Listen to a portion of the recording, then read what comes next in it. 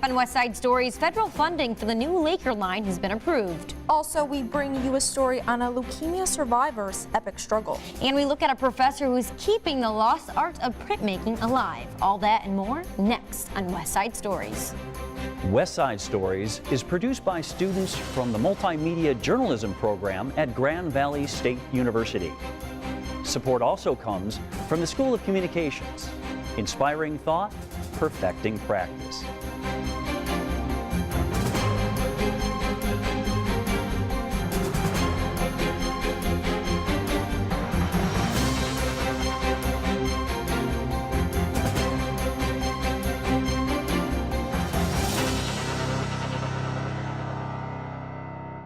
Welcome to West Side Stories. I'm Reagan Blissett. And I'm Callie Hubbard. And back in December of last year, we brought you a story of a new massive transit brought to you by the Grand Rapids bus system. The project, dubbed the Laker Line, has now received federal funding. Tonight we revisit that story as reporters Natalie Longroy and Eric Dio give us the details on the Laker Line proposal. A recent report from the Rapids says that while numbers of people riding the bus were down a little last year, one route has experienced incredible growth. In fact, the report says the ridership on the GVSU connector, Route 50, has increased over 800% in a 10-year period. Because of this demand for a fast connector between GVSU's Allendale and Pew campuses, a new route is being proposed. It's called the Laker Line. We went into this project knowing that we were pursuing bus rapid transit as opposed to light rail, things like this. We knew that the way that bus rapid transit operates with a combination of these elements that make the trip 5 minutes faster between Allendale and downtown Grand Rapids. According to the plan, one of the ideas to make the Laker Line faster is level platform boarding. These platforms will have snow melt technology and security cameras. Planners hope both these technologies will increase safety. Buses will also include technology that allows them to communicate with traffic signals. Lights will stay green when a traffic signal detects a Laker Line bus approaching. A technology-laden plan like this won't be cheap. Projects under $100 million nationwide enter into and it's an evaluation metric of supplying all of the documentation on all of your findings with not only your planning phase but your environmental and all of these metrics are then evaluated to determine your rating. If you have a good rating, you're going to most likely be recommended for funding for this cost of your project. The Laker Line project was funded because it was very cost-effective. Still, the total cost of the project is $72 million. Planners say that the Laker Line will cost the Rapid more to run, but the bus capacity will practically double, increasing effective ridership. The project was approved in the congressional budget for fiscal year 2017. Now the project is waiting for the grant money to be released. And we're excited to continue to work with the community and the adjacent properties to really kind of tie in the landscaping to really encourage that kind of placemaking that these stations can also provide. But very supportive in the community, a lot of public support, a lot of all the different stakeholders, impacted institutions, businesses. GVSU is obviously very supportive. MDOT, City of Grand Rapids, Walker, Standale DDA, the downtown Grand Rapids, Inc. So what is the difference between Route 50 and the Laker Line? Currently, Route 50 operates as a fixed route rather than a bus ride transit. Route 50 also operates without some of the new Laker Line technology. According to LakerLine.org, the new buses will be 60 feet long, accordion style, with the ability to carry 90 passengers and have 3 doors for an easier entrance and exit. The Laker Line will also have Wi-Fi to create a student-friendly experience. Some stops will be removed, but some will be added to streamline the bus rapid transit for quicker transportation times. The Laker Line will also connect with the existing Silver Line route. For some people, like John Rothwell, the new Laker Line may offer some relief to commuters. I just can't find a place to park along it, so I'm forced to pay a parking pass, because by the time I get to the Walker station, it's full and they're ticketing cars because some neighbor on Kinney's upset, and the neighbors on Kinney Street voted down the expansion of the parking lot that Grand Valley wanted to put in there, so it affects their not in my backyard attitude affects a lot of Grand Valley students. Rothwell says he thinks the Rapid should expand services more. Extending weekend services too on some of the routes is something more. As the city of Grand Rapids expands, buildings, restaurants, bars, apartment complexes are going up more and more, and the city is also waiving parking requirements. So a building that may need 80 parking spaces is getting by with 6 or 7, and the excuse is, well, we've got public transportation, take the bus, but the bus may not go there after 6 o'clock on a Saturday night and no Sunday service at all. The Rapid says they are not just making the Rapid faster, they are improving the quality of the ride for regular users. From a cultural standpoint, I think seeing and feeling the experience of the difference between BRT and fixed route, I think will benefit the culture of transit ridership for the students throughout the rest of their futures and the rest of their careers.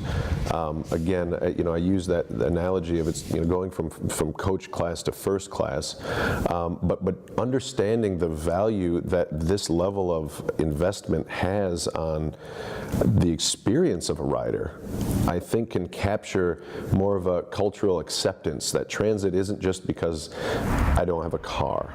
Transit's not for people that can't afford cars. Transit's about sustainable mobility, so we can do better things with building our city and so forth. The Rapid will be receiving the new Laker Line buses and facility to accommodate this new style of buses in the summer of 2019. The Rapid says the Laker Line hopes to be up and running in May 2020. So that gives us some time to do some testing, to get operator and mechanical training, and then especially throughout the course of the winter, really kind of test the vehicles, especially on Michigan Hill. We can really test some of the turning movements and just to ensure that when we're ready to start out revenue operations in May, everything's ship-shape, tip-top, all the bugs are worked out. Monios went to GVSU as an undergrad and graduate student. He likes to think the Laker Line is a bit like his Laker effect, the GVSU slogan that encourages students to positively impact their community. It's exciting to sort of be a part of that legacy. He clearly believes the Laker Line will have a positive impact on the Grand Rapids community. Reporting from Grand Rapids, I'm Natalie Longroy. A federal grant will pay for nearly 80% of the $70 million project. Construction on the Laker Line could begin as early as the spring, with completion in spring 2020. In November of 2017, Callie Hubbard produced a powerful story that, due to scheduling issue, was never aired. We'd like to show you that feature to you now. It's about a teenager who has struggled with leukemia twice and beat the odds. Most teenagers can't wait for their summer break, but 17-year-old Tori Swider isn't like most teenagers. She would rather be in school instead of battling with an old foe, leukemia. I have AML, acute myeloid leukemia, and it means that you have your immune system and you have your white blood cells, and my white blood cells are not normal. There's just so many of them, they crowd out all the healthy blood cells, and they keep multiplying and don't stop. And that means her treatment can't stop, at least for now. I describe it, it's like a permanent IV, and it goes all the way to my heart. It all started when Tori's dermatologist found red spots on her body. These are a sign of low platelets in the blood. After more testing, she received news that would change her life. My brain literally shut off. Although the news devastated the family, Tori's mom was determined to support her daughter. Her job ended up giving her FMLA, which was really cool, so she got to stay with me the whole time. Swider says that without her mom, she would not have been able to get through it alone. It was nice to know that she was always there. Her friends were there for her too. They all made these, they spent a week making them, and then they all came in and hung them up in my room. They made paper origamis for her bedroom ceiling. So, Swider came back to happy memories and letters. Unlike most cancer patients, she wasn't worried about losing her hair. Her only request was that she wanted to dye it blue before it fell out. Our neighbor across the street, her sister, is a hairdresser, and so we got a whole bunch of group together and we all dyed our hair blue, and because blue is my favorite color, and it's just something I always have wanted to do. After 6 months of treatment, she was able to make a wish through the Make-A-Wish Foundation. This is a non-profit group that pays for the trip of a lifetime for cancer patients. Swider decided to go to Disney World with her entire family. It ended up being so much fun, like the amount of stuff that they do for you, because it's like a whole thing. Like they have a whole village like of condos where you get to stay, and I'm a huge Harry Potter fan, so I made us go to Harry Potter World. We spent an entire day there. It was so much fun. After the trip, she rallied a bit and was able to graduate high school. However, this past summer, the cancer came back. I just remember saying it wasn't fair. But Swider didn't let that stop her. She was accepted at Oakland University, and her new dream? Getting into the nursing program. I want to be a nurse anesthetist, or maybe like an OR nurse. That would be cool. Oh, okay, so this is senior year. Swider says she will be spending a lot of her time watching Netflix and playing with her dogs as she goes through treatment for the second time. Facing her new battle, she is surprisingly upbeat. I would say just keep your spirits up and know that there is an end and it's not always going to be like this. Swider won't be going it alone. Her small army of friends and family are still supporting her. Together they say they can beat this disease for the second time. For West Side Stories, I'm Callie Hubbard. Such a powerful story, Callie, but how is Tori doing today? Well, you see, she relapsed after her 2-year mark, and she's on her second bone marrow transplant right now, so she's 60 days in remission, but hopefully after 5 years, she's going to be in complete remission. Grand Valley State University has one of the best sports programs of any school in the United States, but you'd be surprised to know one sport that they don't play at a varsity level. Paul McPherson has the story. Grand Valley State University is the best Division II sports school in the country. This is according to the National Association of Collegiate Directors of Athletics, who have awarded their Directors' Cup for Best D2 athletic program to Grand Valley 12 of the last 14 years. They offer 18 varsity sports, but one sport that surprisingly doesn't fall in that category is hockey. With Oakland University announcing their intentions to go varsity with both men's and women's hockey, GVSU is now one of only 3 four-year universities with at least 15,000 students to have never had a varsity hockey program, and has left some people wondering why not. Athletic Director Carrie Becker said there's a few reasons, but the main reason is money. Then you have, that doesn't include salaries. Salaries, you're looking at probably another $500,000 with salaries and benefits. You got an assistant, head coach, 2 assistants, and probably a strength person, or maybe even a third assistant, and it's $500,000. So that's $1 million right there in operating salaries. If the team were to go D1, scholarships for a full team could cost another $500,000, according to Becker. Another problem keeping the school from starting a varsity program is finding out where they would play. Currently, the school's club teams play at Georgetown Ice Center, which has 2 rinks that seat 1,000 people and 250 people respectively. For a varsity program at a school the size of Grand Valley, that would be incredibly small. According to Becker, the other option would be to rent out Van Allenville Arena. This, of course, is the home of the Grand Rapids Griffin. I'm pretty sure it's going to be, and I have no idea how much it would even cost to get the Griffins to play there, but that's not cheap. That's not a cheap undertaking. For now, the Lakers have club teams for both men's and women's hockey, which have all had some level of success. They have 2 men's teams that compete at the D2 and D3 level respectively in the American Collegiate Hockey Association, or ACHA. The D2 team has participated in the ACHA National Championships every year since 2007 and was the 2011 national champion. Meanwhile, the women's team, who competes at the D1 level in the ACHA, have made 3 straight national tournaments, and in 2016, they won their first conference championship and was the national runner-up. Former captain and assistant coach Karen Schmaltz loves this program. This program was really what brought me to Grand Valley, and it's made my Grand Valley experience, the best that it could be. It was probably the best decision I've ever made, and it allowed me to live out my hockey dream to play in college. With whether the teams think they should have a varsity program, women's coach Sean McKernan is a bit unsure, but thinks it could happen one day. It's kind of 50-50 for me. I do believe that we're getting more competitive. The youth is getting more competitive. We're bringing more competitive girls to our university. So McKernan would go on to say that it's completely dependent on the cost. In Allendale, I'm Paul McPherson. Thanks to Paul McPherson for that story. Just a quick side note, after a terrific season, the GVSU's men's hockey team was just eliminated from postseason play by the slimmest of margins. Best of luck next year, boys. Social media has really taken off in the last decade or so. According to We Are Social, a site that tracks social media, almost 3 billion people are now active on sites like Facebook, YouTube, Instagram, and Twitter.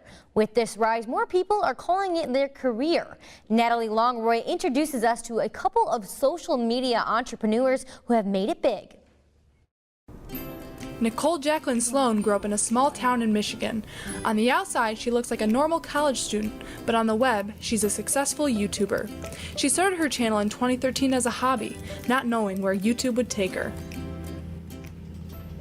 Hi everyone, welcome back to my channel. Today I am doing Halloween life hacks. I just kind of just went for it. I had a camera from like being in yearbook, and I used my little my little camera to make videos, and it was like out of focus, terrible sound. It was just, it's funny to watch back now. It was a really cool way to like begin my channel, like roughly in high school. I didn't tell anyone about it really, besides like my parents and stuff, like my few friends, but it was scary because I don't want people to find out about that in high school because I was so insecure. While starting out may have been scary, Nicole's channel started to gain momentum in 2016. Not long after that, a manager contacted her asking to sign a contract. On her channel, she gives life hacks and DIY projects, with slime being a popular trend. Now Nicole has over 700,000 subscribers on YouTube and still growing. I got a plaque recently for hitting 100,000 on my channel, and I was like, this is just so surreal that like YouTube sent me this. It's just like, you just don't think it'll ever happen. In Grand Rapids, there are many YouTubers and bloggers that call the city home and find each other to lean on. And it's really fun to just find friends in that scene that blog or have a similar job like you do, because I can just find myself talking with them and just being able to relate with them more. Like Nicole, Kristen Jones is a Grand Rapids resident and a lifestyle blogger. That means she writes about everything from style to travel and even how to possibly smuggle liquor through the TSA. She started her blog almost 6 years ago. She said it was a creative outlet for her. Similar to Nicole, Kristen is paid to write her blog because she has become very popular. Still, those unfamiliar with her work don't see it as a career choice.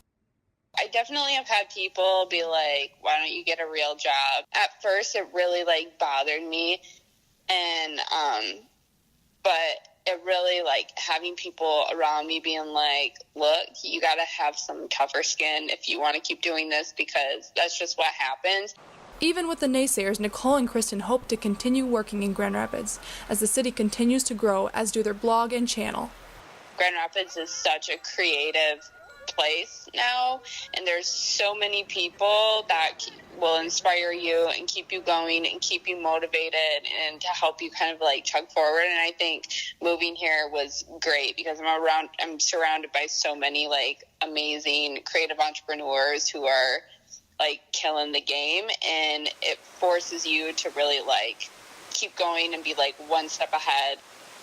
As innovative as Grand Rapids is, Nicole and Kristen encourage people to find a way to express their creativity and own their voice. Reporting from Grand Rapids, I'm Natalie Longroy. Is spring on its way? Well, this is Michigan, so it's anybody's guess. But just in case you're developing a case of spring fever, here are some events coming your way in the near future.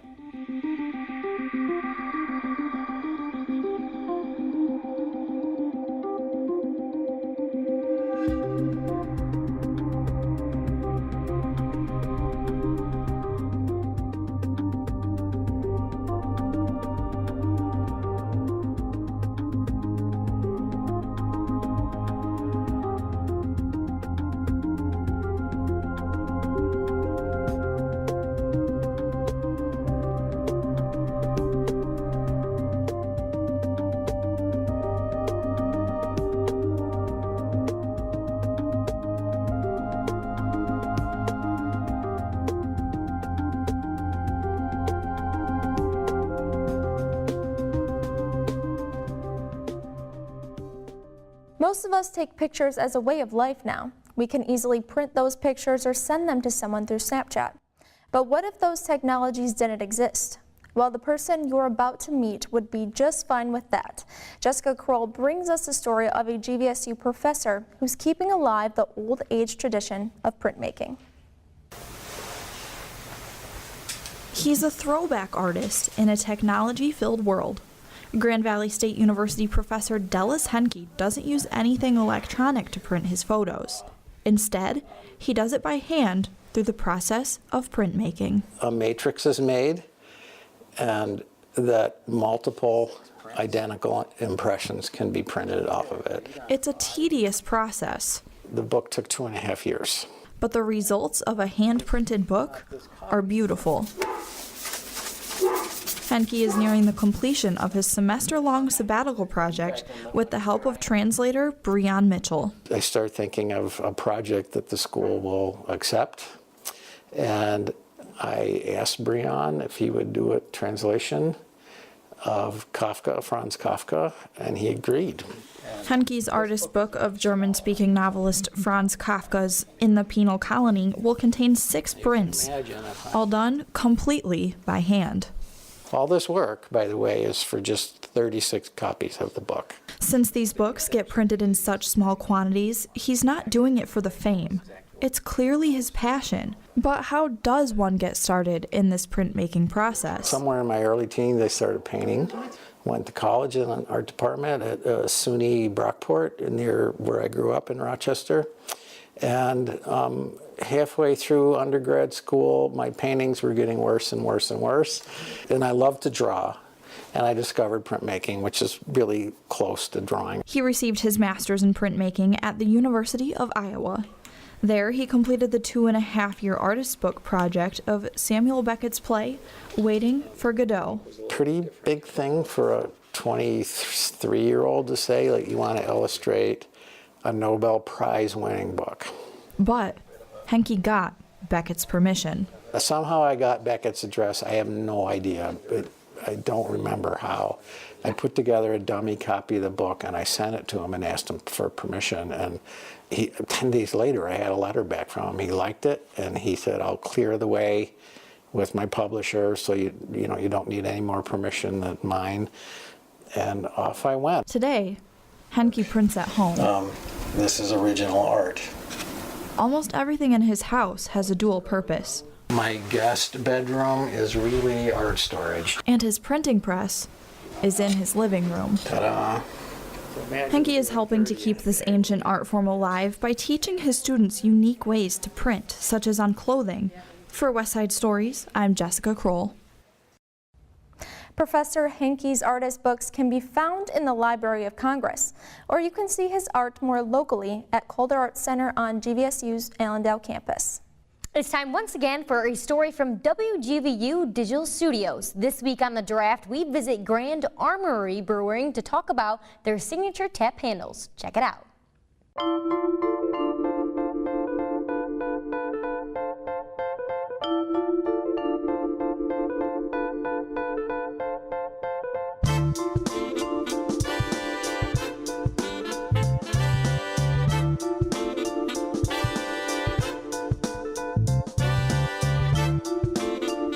Everywhere we go on The Draft, just about every establishment has a story about their taps. There's a theme, and definitely here at Grand Armory Brewing in Grand Haven, well, there's the theme. We're talking about military shells. So not too many people can say their shells were shot out of an A-10 Warthog. So this makes it very special. These are reclaimed military shells. We have 50 caliber and 30 mil. And like I was saying earlier, these 30 millimeter shells were shot out of an A-10 Warthog. And what happens is we work with a veteran company in San Diego called Bullets to Bandages.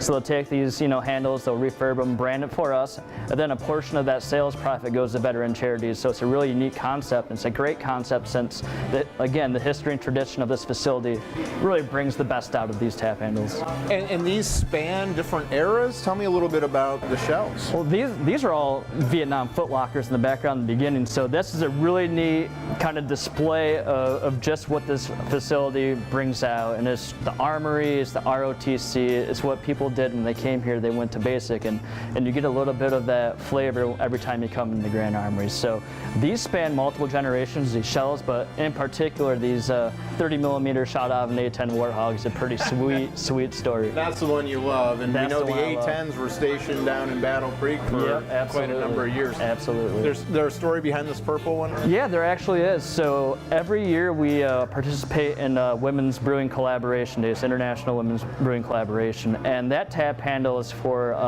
it's a beer called Goddess Blood. Our entire female staff at Grand Armory heads over to our production facility, brews this amazing beer, and it's actually one of our top sellers every time we put it on. So that represents the tap handle for Goddess Blood. Well, you won't find tap handles like this anywhere else. Thanks for sharing it with us on The Draft. Sure. And we'll see you next time.